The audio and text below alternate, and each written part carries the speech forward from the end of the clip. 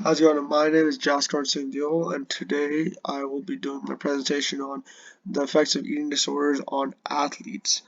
So the reason I chose this topic was due to the fact that I was always interested in understanding how nutrition and athletic performance was affected. So I know obviously, nutrition and performance go hand in hand together. If you can't have performance without the nutrition, so I want to make sure that I understand how certain disorders or certain mental illnesses affect that and what are the effects on athletes due to these mental illnesses. So I compiled some illnesses that I want to do my research on, and I also found some evidence on them. So let us begin. So what is the issue with eating disorders? So issues with eating disorders are many. As a matter of fact, it can be as little as making not wanting to eat certain foods or not being able to eat too much to all the way to life-threatening disorders where people are starving themselves just to be a certain way.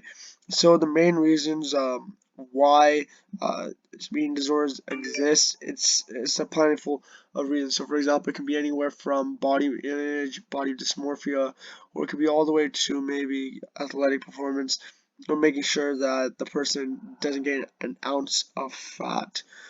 So with having eating disorders, there are many issues that can happen. So for example, you can have decreased athletic performance and cause life-suffering events like I mentioned before, lower performance and lower and higher chance of death or any type of other illnesses. And moreover, there's a different type of illnesses with the eating disorders. So for example, you can have some disorders where you're overeating constantly, or on the other hand, you can have some disorders where you're constantly undereating. But the main topics that we'll be talking about within this are basically going to be discussing that. So for example, we're going to have bulimia nervosa, anorexia nervosa, and then binge eating today. So as you may see, I post some pictures right here. This one obviously shows a person overeating and then, regretting it. And this person shows a person undereating. So you can see only like 2 salad pieces. So let us move on forward. So let us talk about bulimia nervosa next.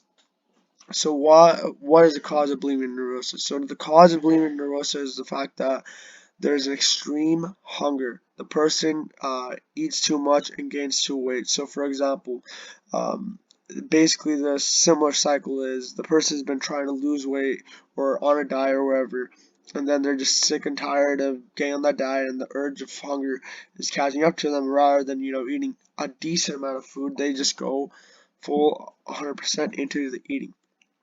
So due to that, they'll gain a lot of weight, and then after that, they're gonna obviously feel terrible or feel guilty and say, "Oh no, why did I gain that weight?" Instead of just getting back up the next day and saying, "All right, let's just continue on the diet," they're gonna do the opposite. So they're gonna eat the food fully, and then they're also gonna try to vomit it out. So try to get it out of the body. That's gonna either be induced by self-inflicting some vomiting. So for example, putting down um, trying to force himself to vomit, or maybe it could be using some other type of drugs or some other type of things to induce that vomiting. But as you can see, bulimia nervosa is definitely negative for your health. I mean, constantly overeating and then trying to take that food out, obviously you're gonna cause acid reflux to happen. So due to that, you're gonna have some lot of issues with your throat due to the fact that all the acid is burning through that throat when it's coming out. You're gonna have issue with your teeth due to the acid obviously hitting the teeth. So as you can see, not only does bulimia nervosa cause a terrible way to live, it also causes a lot of tremendous physical damage.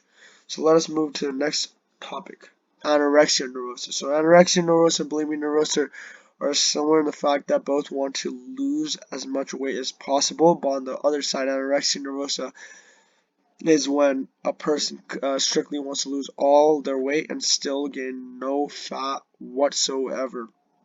So this is probably going to include a person starving themselves to death. So for example, day in the life of a person with anorexia nervosa is probably going to look like something like this. So they're gonna wake up in the morning. They're gonna first of all go weigh themselves. So obviously they're gonna make sure that their weight is 100% correct. So that means they're gonna weigh themselves without any clothes, after bathroom, everything like that, going to the bathroom, everything like that, to make sure that they are 100% thin and they're maintaining their weight. But basically after that, they're going to go out and make sure all their food and all of the nutrients they're getting is 100% calculated. So for example, when normally someone diets or anything along that side, they track their calories and make sure that they don't go too far off the diet. But a person with anorexia nervosa, it's going to take that level, but times that by 1,000. So for example, instead of eating something healthy like an apple or something like that, if it's, let's say, a 1 calorie over what they need, or too many calories that they think that they don't need, they're gonna take that and then not eat it. So for example, most people with anorexia nervosa are gonna look very thin, and most of this happens predominantly in women, due to the fact that mainly it's due to body image. So for example, nowadays in our culture, we're taught to look a certain way, be a certain amount of body weight, and not gain or lose or anything like that weight. So due to that, there is some social pressure with anorexia nervosa, which can cause issues. Moreover, some more physical issues with anorexia nervosa is going to be lower sex drive, um, lower amount of nutrients going to your body, and like a thin shape. So for example, in the corner we have a picture of a person with suffering from anorexia nervosa. So as you may see, they hardly have any muscle on their body, barely enough to survive. So obviously if we keep that up, I mean, the person's probably not going to be able to live too long and not survive. So this is definitely a life-threatening disease. Let's move on to the next disease. So binge eating. So binge eating is, it's in simple terms, just overeating. So basically stuffing your face and not caring about anything. So for example, most of this is kind of connected to bulimia nervosa, where they go on a binge eating diet, and instead of bulimia where they throw it up and take it out, they just keep in the body and keep going. This is mainly due to the fact that, again, due to extreme hunger. It could be done through some other issues, like a person just wants to eat as much as they want or can, and no self-control. So with binge eating, the negative part about that is it's going to be excess calories. Excess calories mean there's going to be excess amount of fat. So due to that excess fat, you can have a variety of different diseases. For example, you can have higher blood pressure, higher heart disease, and worst of all, diabetes or anything along that side, because you're taking in so many calories that it's going to be almost impossible or very difficult to burn those off. So we can see that bulimia, binge eating is a trigger to bulimia nervosa, because once that binge eating starts, that's when a person is going to start feeling bad for themselves, and obviously, like I said before, bulimia nervosa, take that food out. So binge eating in general, it will cause you to gain a lot of weight, and it might not instantly cause you to get like a disease or any type of situation such as that, but over time it will definitely add up and cause a person to gain weight and suffer from illnesses. So solutions. So simple solution number one. Let's do a diet change. Simple as that. Follow a well-structured weight loss process that's going to slowly decrease your weight or slowly increase your weight, rather than just binge eating or simply not eating at all. Structure your days. And let's say, for example, you do want to have a cheat day, or just go out one day. You're supposed to structure your cheat days. Try structuring them. So, for example, have one or max 1 day per week or 2 days per week where you can eat, let's say, 500 calories over what you're eating right now, or maybe 1,000 calories over, something like that. And if we try to incorporate this, it's definitely going to keep the urges down and have the person still maintain their diet correctly.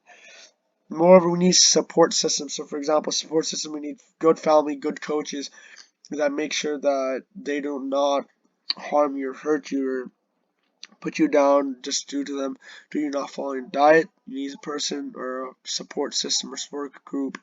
It's going to constantly motivate you, no matter, even if you're off the diet or on the diet, to make sure that you're doing everything correct. And worse, and let's say if nothing helps, you need an organization, you need professionals. There is an organization called NEDA, so that's National Eating Disorders Association. They basically help support and help rehabilitate people with eating disorders.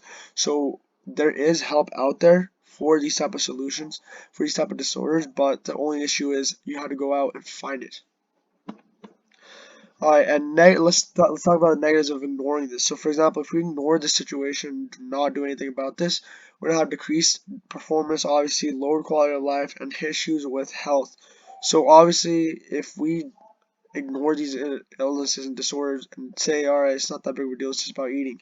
This could possibly one day, and obviously rare cases cause death or other issues. I mean, would it be better to solve your problem or have a lower quality of life? So that's why we got to understand that this is something that is not taken lightly and should be able to be fixed. And we should try our hardest to make sure that people with these illnesses are getting the help they need. Next, perfect. So key takeaways are simple. We got to make sure that we understand how this issue is caused, why it's caused, and some solutions to treat it. If we keep this or disease or this illness without treating it, it's going to cause negatives to the body and negative to the people.